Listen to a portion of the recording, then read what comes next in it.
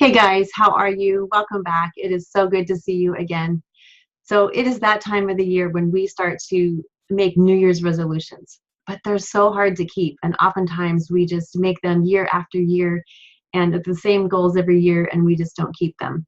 But I want to encourage you to go ahead and make them. Goals are actually a really good thing to keep us on track. We just need a plan. We just need to put a plan in place to make sure that we accomplish what it is that we're setting out to do. So that's what I'm going to show you today. So set those goals. It's a really good thing. But when we just make it a New Year's resolution, only 41% of us actually make them, and only 9.2 are successful in achieving them. So if we make the New Year's resolution and we don't keep them, why do we keep making them? Basically, it's because we have hope for a better year. This time of the year, I don't know about you, but I look back and I think, okay, what did I accomplish this year? Did I accomplish my goals? And then I start to think I had the goals, but then I got off track and everything just went sideways. So I'm going to start again this year. And then we end up living the same life over and over again, right? I don't want that. And I don't want that for you. So let's think about a different way. Here are the top 10 New Year's resolutions that we typically make. They're the same every year. They may go up or down in the percentages, but basically it's the same thing. Get healthy, lose weight, exercise more, spend time with friends, better finances. But there's a difference between making a resolution and actually setting a goal with a plan. So let's listen to Michael Hyatt and have him explain the difference between these two houses. Bear with me. Okay. In 1888, on a visit to the mountains of Asheville, North Carolina, George Washington Vanderbilt II decided to build a home.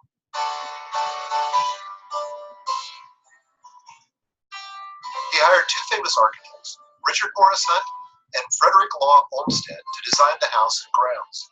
Construction began the next year and was mostly finished by 1895 when the house, known as the Biltmore, was first opened.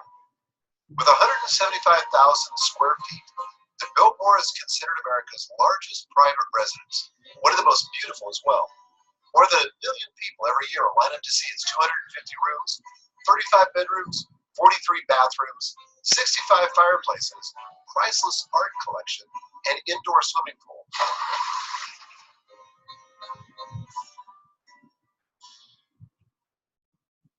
Meanwhile, 2,500 miles away in San Jose, California, people line up to see a very different kind of house. Sarah Winchester bought an 8-room farmhouse in 1884 and started adding on. She built and built and built until she died in 1922. By then, the rambling structure had grown to 160 rooms with a maze of passageways and no discernible master plan.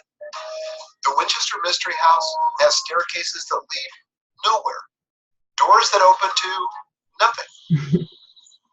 Beautiful stained glass blocked by walls, and at least one window in the middle of the floor. In 1906, while Vanderbilt was wowing high society guests with his dazzling achievement, Winchester admitted in a letter, "This house looks like it was built by a crazy person." But she wasn't crazy. Some say Sarah Winchester was motivated by fear, driven by spirits to never stop building. Others say she was a generous person who just wanted to keep her workers busy and employed. Whatever the motivation, the key difference between the Biltmore and Sarah Winchester's home was design. George Vanderbilt started with a clear vision. Sarah didn't, or if she did, it got lost along the way. And that happens to a lot of us. So I don't know about you, but I've certainly gotten lost along the way multiple times. And I've been to the Winchester house and it is definitely chaotic. So the difference between a wildly important goal, as you see here in the Biltmore, and a New Year's resolution, which is basically no discernible master plan, is the internal structure. The Biltmore house has a beautiful internal structure and the Winchester house is just chaotic. So no significant result is achievable unless people change their behavior. And that's exactly what we're talking about with this strategic plan for the wildly important goal. We ask what is our why.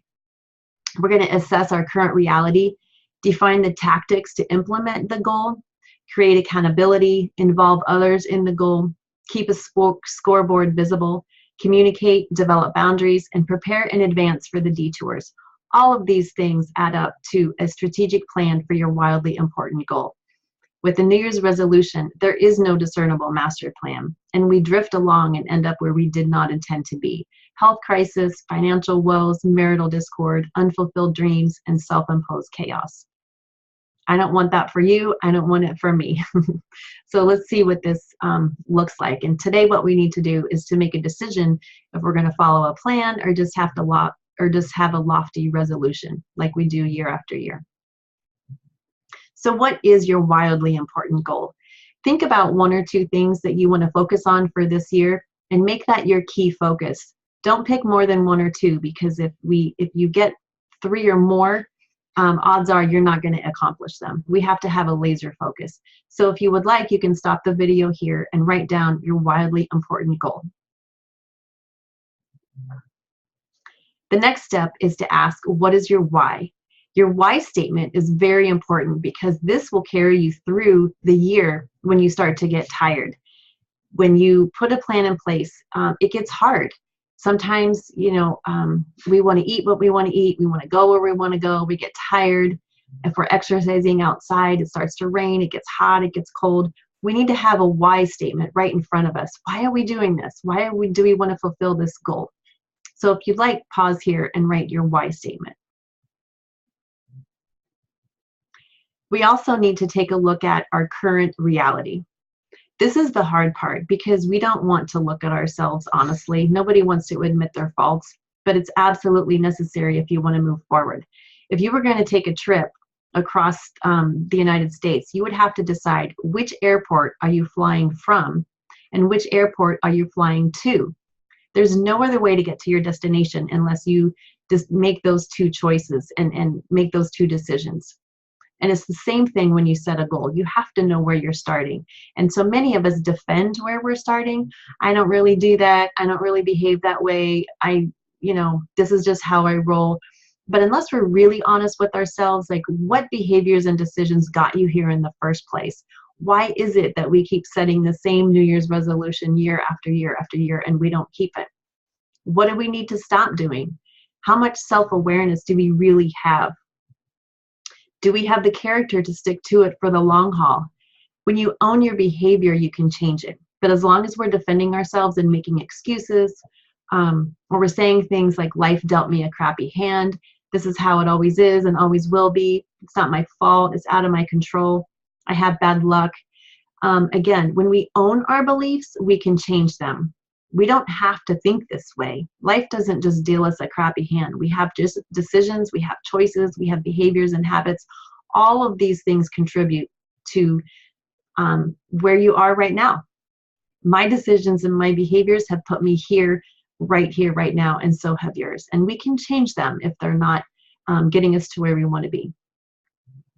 So this is a really big page, and you're welcome to stop the video here for just a moment and read through all of these different tactics. But basically what I've done here is listed out the steps, the individual steps that you will need to take to get to your wildly important goal. So what I did is I took 2 examples from the top 10 list of New Year's resolutions, and I just listed out the tactics for these 2 New Year's resolutions. So better financial decisions, and if you want to run a marathon. So I listed out some of the tactics that you will need to employ if you want to have better finances or if you want to accomplish running a marathon. And you might be surprised at some of these tactics. So read through these, but it's talking about, unsubscribing to an email list. If self-control is a problem and you're getting emails or text messages about sales and about discounts, and that's a problem for you, and and your finances, unsubscribe from them. Just get rid of them. You don't need that temptation coming in your email every day. And believe me, there's a lot of them that come. So just that's just one tactic, but read through these and then make your own list of tactics depending on what your wildly important goal is. No matter what your goal is, you will need all of the following. You'll need accountability because you're going to get tired. You're going to, it's going to be difficult, you know, come June, July, maybe even January or February. But you're going to need people around you to hold you accountable and remind you of your why statement and why you're doing this in the first place. And you definitely want to involve others because you don't want people triggering you. You don't want people to say, oh, just one more piece of pie, or you don't have to run today, or, you know, you could always go on vacation later. Let's just spend the money here first. That's not who you want around you. You want to involve people around you so they're not triggering you, so they're supporting you. People that will be okay with you changing your schedule, your habits, your behaviors, and your decisions to get to a better place without them feeling personally slighted or offended. It is not about them. This is your goal, and I want to encourage you to keep your goal, but you're going to have to get other people involved and then set some boundaries. Keep a scoreboard is really important because this is a visual reminder. Keep one on your desk, in your bathroom, when you wake up in the morning, in your car, when you're going to work, because you want to remind yourself of your successes, and you also want to see where you are. It's a good visual reminder just to see what you've accomplished and where you are in your goal setting. And you want to communicate, be open and honest and vulnerable about where you are and what you're trying to accomplish. Don't hide it. A lot of people don't tell other people their goals. They just want to keep it private. You're not going to accomplish your goal that way. You've got to tell people what you're doing, the people that are around you. And most importantly, keep your boundaries. They're yours, just like a fence line around your property. Personal boundaries keep the good in and they keep the bad out.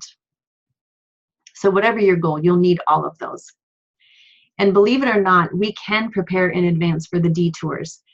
There are things that are out of our control, like a car accident or serious illness like cancer or death, natural disaster. How many of those have we had this year, right? A loved one's addiction. None of these are in our control. And yet we can actually prepare for them. It's a misnomer to think that we're just going to be unprepared for something. No, we can be. We can develop a support system when the waters are calm. Nurture the friendships that you have and the family and the friends. Practice forgiveness and gratitude. Get involved in the community. Volunteer.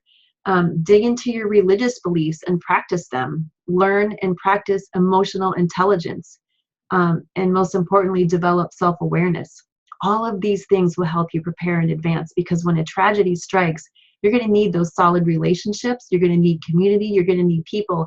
And when the storm hits, that is not the time to find support. You need to already have it in place.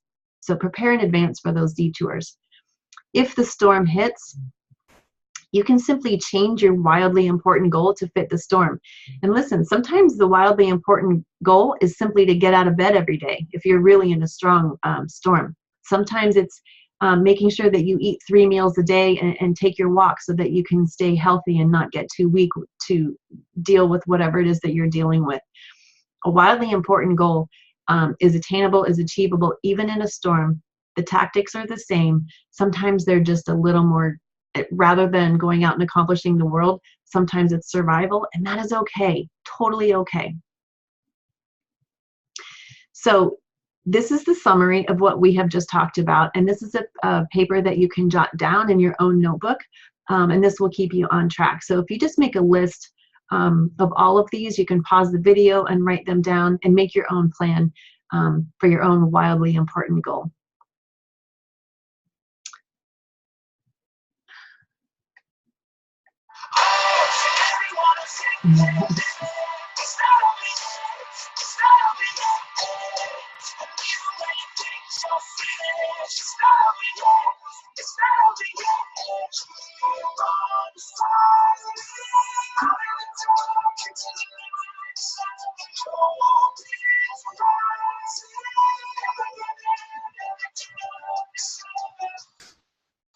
Never give in, guys. Never give up. Happy New Year all year long. Go crush those goals.